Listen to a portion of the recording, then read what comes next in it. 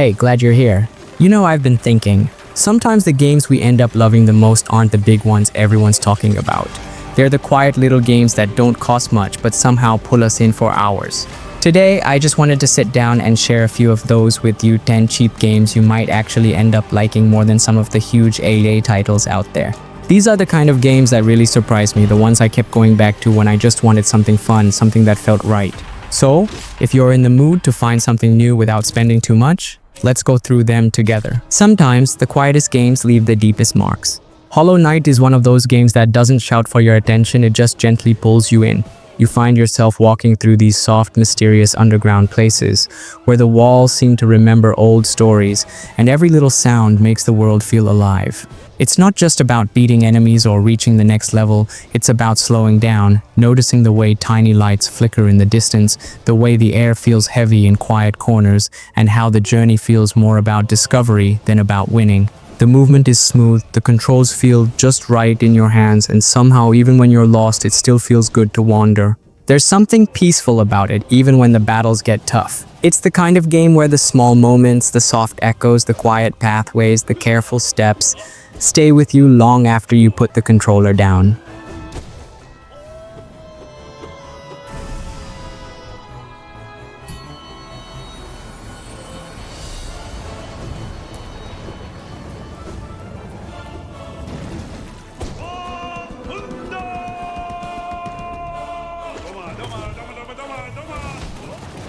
Some games feel like they're about more than just playing. They feel like they're quietly teaching you something about yourself. Celeste is one of those games that gently asks you to keep going even when things feel impossible. You start on this mountain that looks so simple from a distance, but as you climb, every little step starts to mean something. The jumps are tight, the timing asks for patience, and even when you miss, it somehow doesn't feel like failing, it just feels like part of the process. The world is soft and a little lonely, but it's filled with these quiet, beautiful spaces that almost feel like they're waiting just for you. Every movement is sharp and clean, and you can really feel it in your hands when you get it right. There's this steady rhythm to the climb, a kind of calm focus that keeps you hooked without rushing you. It's not about winning, it's about showing up, breathing through the tricky parts, and gently proving to yourself that you can keep moving one small piece at a time.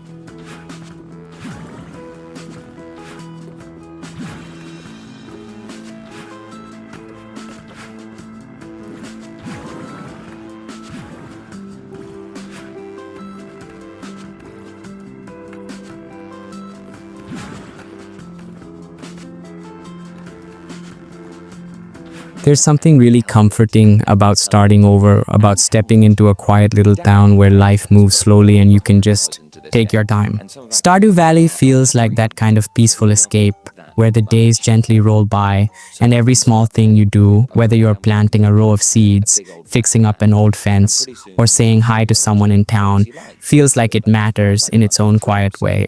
It's not about rushing or getting everything perfect. It's about finding your own pace, your own little corner of the world to take care of. The fields wake up with the sunrise, the seasons softly change, and even the rain has this calm, cozy sound that makes you want to stay just a little longer. The simple things, watering crops, walking through the woods, watching your little farm grow, start to feel like home. It's a space where you can slow down, breathe easy, and build something that's fully yours, one peaceful day at a time.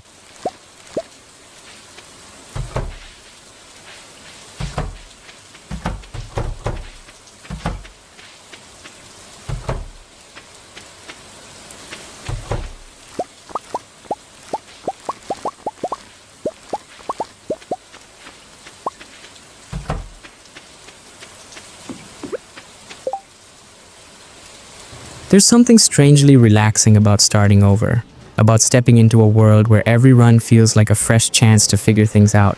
Dead Cells has this smooth, quick rhythm, but it never really feels like it's trying to rush you. It's more like the game invites you to explore, to try new paths, to see how far you can get this time. The way your character moves just feels right, like every jump and every swing has this clean, satisfying weight to it. And even though the world can feel a little broken, with crumbling walls and quiet halls that seem to remember something old, it's actually pretty beautiful in a quiet way. You're not told where to go, you just start moving, finding doors, discovering strange little corners that make you curious to keep going. It's one of those games where losing doesn't feel like the end. It feels like a chance to come back smarter, stronger, and maybe a little calmer the next time you try.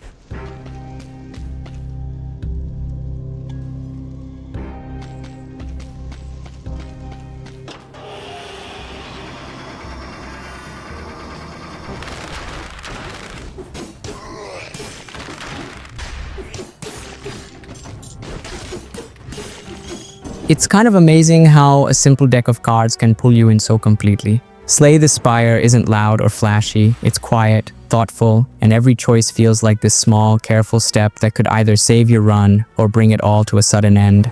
You start with just a few basic cards, nothing special, but as you climb higher, you slowly build something that feels personal, like your own little puzzle coming together in real time. The world is made up of these strange, winding paths, and each stop along the way gives you a tiny decision. Should you rest? Should you fight? Should you take a risk? It's not about rushing to the top. It's about enjoying the slow rhythm of learning what works for you. Even when things fall apart, there's something satisfying about trying again, about seeing if you can shape a better hand next time. It's calm, it's steady, and it's the kind of game that quietly keeps you thinking long after you've set it down.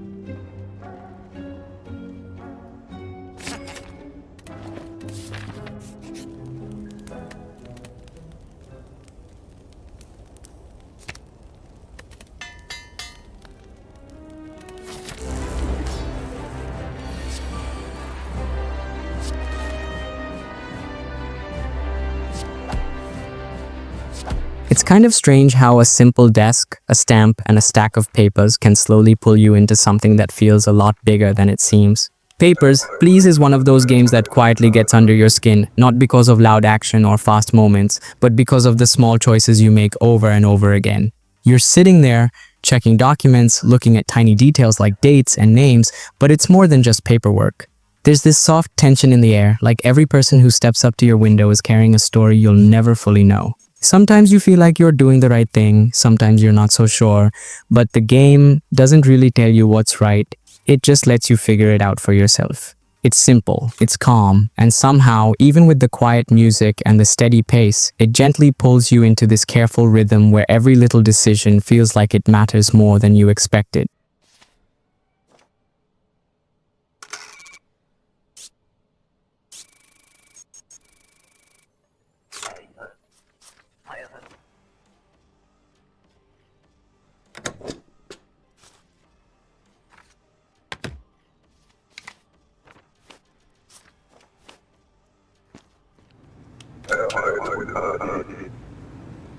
It's kind of surprising how much can happen on such a small screen, like you're looking at a quiet little battlefield where every square really matters. Into the Breach is one of those games that feels calm on the outside but keeps your mind gently buzzing the whole time. You're not rushing here, you're thinking, moving carefully, like setting pieces on a tiny board where one good choice can save the day.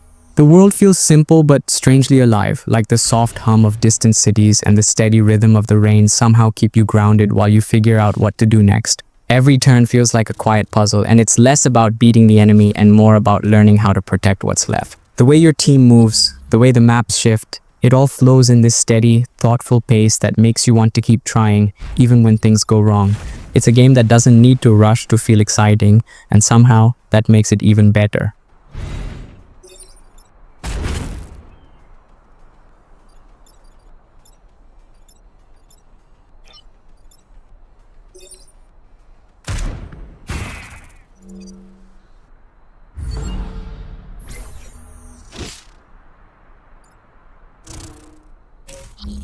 Some games feel small at first, but the more you play, the more they open up in ways you don't expect. Undertale is one of those games that quietly invites you in, not with flashy scenes or loud moments, but with a simple world that feels like it's waiting just for you. As you walk through these soft, hand-drawn spaces, you start to notice the little things, gentle sounds, funny signs, strange but friendly faces that somehow feel real. What's special here isn't just how you move or what you fight, it's how you choose to see the world and how the world seems to see you. The battles are different, the choices are yours, and slowly you realize that even the smallest decision can shape what happens next.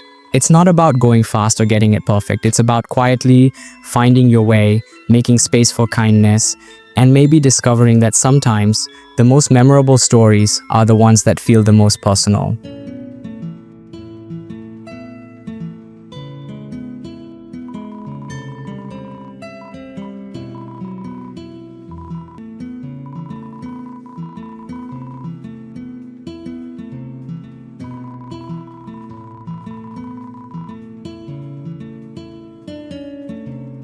It's kind of interesting how some games, even when they seem a little strange at first, slowly become something you can't stop thinking about.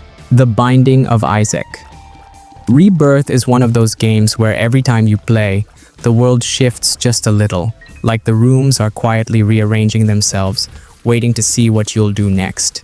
You step into these small, winding spaces, and even though the game feels fast and a little unpredictable, there's this steady rhythm to it, like you're slowly learning the language of how everything moves around you.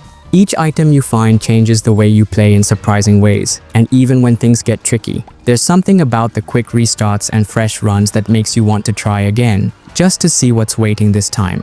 It's not really about winning, it's about that soft pull to keep exploring, to keep learning, and to enjoy the little surprises that show up along the way.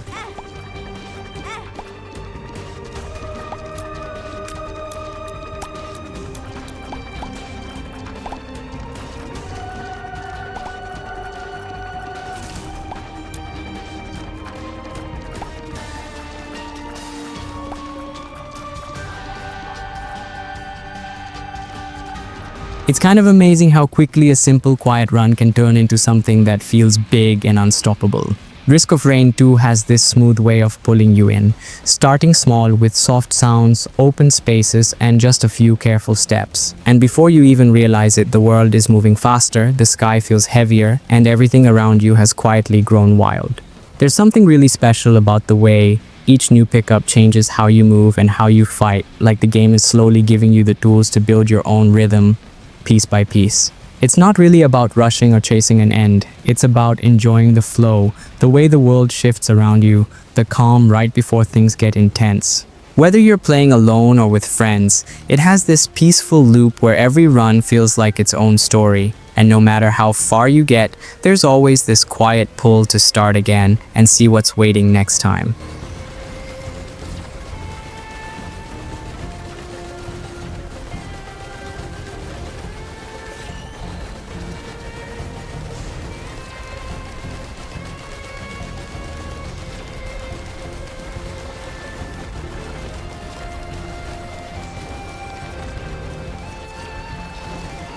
So yeah, that's pretty much it. Just some simple, affordable games that really stuck with me, maybe even more than some of the big ones everyone talks about.